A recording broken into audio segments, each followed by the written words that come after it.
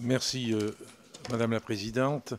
Mon intervention sera en deux parties. Je voudrais d'abord souligner très clairement que je partage complètement l'analyse qui a été faite par Daniel Obono sur les traités de libre-échange qui se multiplient aujourd'hui au niveau planétaire. Effectivement, on ne mesure pas suffisamment à quel point il est urgentissime de repenser, comme vous l'avez dit, chers collègues, de repenser entièrement nos systèmes de production et d'échange.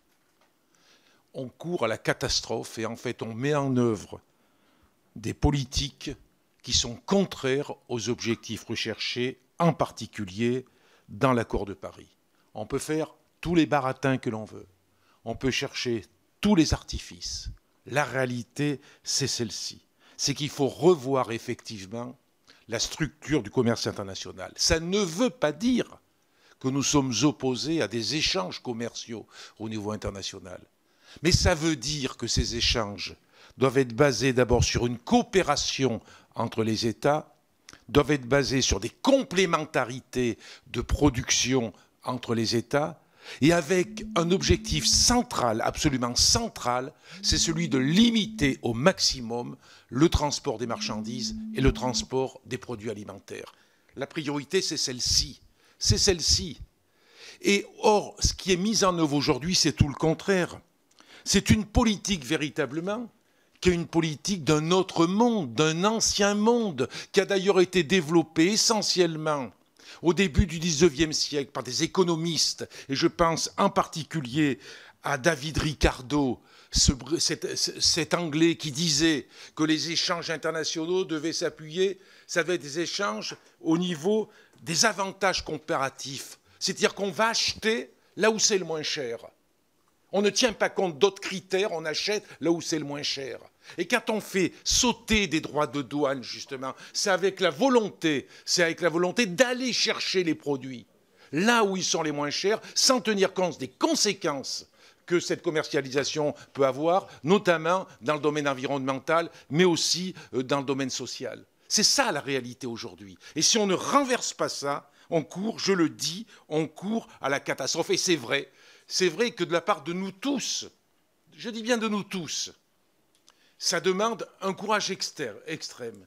Je l'ai expliqué dans un ouvrage, je fais un peu de publicité au passage, que j'ai écrit en 2010, qui est toujours d'actualité, qui s'appelle Pour une terre commune. D'ailleurs, il m'en reste quelques-uns. Je voudrais que je vous apporte cet ouvrage pour vous le donner. Mais la réalité, elle est là. Si on ne fait pas ça, on court encore une fois à la catastrophe. C'est le premier point que je voulais signer en insistant sur la gravité. Le reste, c'est du pipeau, c'est du baratin, c'est de l'habillage et ça ne tient pas compte des priorités. Maintenant, sur le rapport en lui-même, je voulais vraiment vous féliciter sur la qualité du rapport, parce qu'en dehors de l'analyse politique que l'on peut faire, l'exégèse qu'a fait notamment Daniel Obono, on faut bien qu'on parle du rapport. Moi, j'ai trouvé vraiment extrêmement intéressant. Il faudra que je lise de près, parce que quand on écoute une intervention, on reste un peu sur l'écume des choses. Mais j'ai trouvé vraiment extrêmement intéressant, puisque courageux en quelque sorte aussi, parce que le rapport en lui-même, vous le partagez tous les deux, hein, je pense. Hein. Il y a l'analyse, mais essentiellement, du moins je pense, parce qu'il y a une lecture, il y a un examen, il y a un constat d'une réalité, notamment sur des insuffisances, la partie sur les insuffisances extrêmement intéressante, et aussi sur des propositions. Donc je crois que c'est un travail qui va nous aider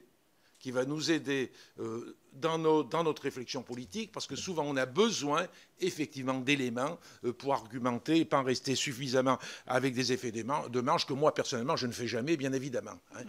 Donc, notamment, je voulais donc, comme on le fait dans ce type de travail en commission, c'est vous interroger peut-être pour demander quelques précisions sur la présentation que vous avez pu faire. Et moi, ce qui m'intéresse plus particulièrement, est-ce que vous avez réfléchi sur la faisabilité de contrôle réel sur les produits qui vont rentrer? Parce que le problème, il est là. On a aujourd'hui en France, depuis des années, une perte de milliers de douaniers. Et on sait d'ailleurs qu'aujourd'hui, avec la perspective du Brexit, c'est la pire des difficultés pour pouvoir assurer dans les ports qui sont en lien avec le Royaume-Uni un contrôle qui soit un contrôle suffisant. On a perdu des milliers de douaniers. On a perdu des centaines d'inspecteurs sanitaires qui auparavant, dans les ports notamment, mais pas seulement, allaient faire des contrôles sur la qualité de ce qui entrait dans notre pays. On a perdu, la réalité elle est là, on peut trouver les chiffres, on pourrait rechercher les chiffres. Or, question, quel contrôle sanitaire et phytosanitaire sera possible sur les produits agricoles bruts ou transformés qui vont être importés? Quel contrôle réellement pourra se faire sur le respect des normes européennes, ce respect des normes que le président Macron a développé en particulier dans son discours au début sa présentation. Oui, tu étais. Aux agriculteurs, aux jeunes agriculteurs. Non, non, le discours qu'il. Non, pas le discours de la Sorbonne, le premier discours qu'il a fait. Bon, j'ai un trou de mémoire. Non, bon, passons. Le premier discours qu'a fait, le président Macron, au début des Égalimes, quand il a ouvert le débat sur les Égalimes, il a dit qu'on ne laisserait pas rentrer en France des produits qui ne respectent, à Rungis, qui ne respectent pas les normes sanitaires, les normes sociales, les normes environnementales. Ma question est de savoir comment la parole du président de la République peut être concrètement mise en œuvre dans le contexte que l'on connaît aujourd'hui. Comment on peut contrôler, par exemple, l'absence d'hormones, de carcasses de bœuf qui vont venir d'Argentine ou du Brésil? Comment on va pouvoir contrôler la réalité de l'utilisation ou pas de produits phytosanitaires dans le soja qui arrivera dans nos ports? La question fondamentale, elle est là. Moi, j'ai la certitude que ces contrôles, techniquement, ne pourront pas se faire et que par voie de conséquence, la règle sera la règle des avantages comparatifs et qu'on ira vers les prix les plus bas et qui aura des conséquences terribles pour notre agriculture en déstructurant véritablement nos exploitations agricoles, mais non seulement ça aura des conséquences terribles pour nous, en particulier par l'opposition de systèmes qui sont complètement différents entre nos systèmes de montagne et le système d'élevage extrêmement intensif que vous avez dû voir sans doute durant vos déplacements, ça va complètement déstructurer ce que l'on a dans notre pays. Et non seulement ça va déstructurer ce qu'il y a dans notre pays, mais ça va aussi déstructurer l'agriculture des pays d'origine, puisqu'on sait bien que la déforestation de la forêt amazonienne pour des cultures intensives en particulier, voire pour d'élevage intensif, aboutit à l'impossibilité de développer les cultures vivrières, et que derrière tout ça, c'est la superexploitation, c'est la famine pour des populations entières. Voilà la réalité. Donc je crois, ce qui m'amène à dire que pour ma part, je suis complètement opposé à ces accords du libre-échange, mais on sait bien, et je termine là-dessus, Phil Hogan lui-même l'a dit, il y a 2 ans, quand il est venu, on l'a auditionné, la Commission des affaires européennes et la Commission des affaires économiques, je l'avais interrogé, j'ai souvent utilisé d'ailleurs la réponse qu'il avait apportée. Qu'est-ce qu'a dit Phil Hogan? Phil Hogan a dit il faut qu'on vende nos produits manufacturés. Parce que la réalité, elle est là. On a des multinationales qui produisent, il faut qu'on puisse couvrir le marché américain de nos produits manufacturés, et en contrepartie, on abandonne l'agriculture européenne. Voilà la réalité.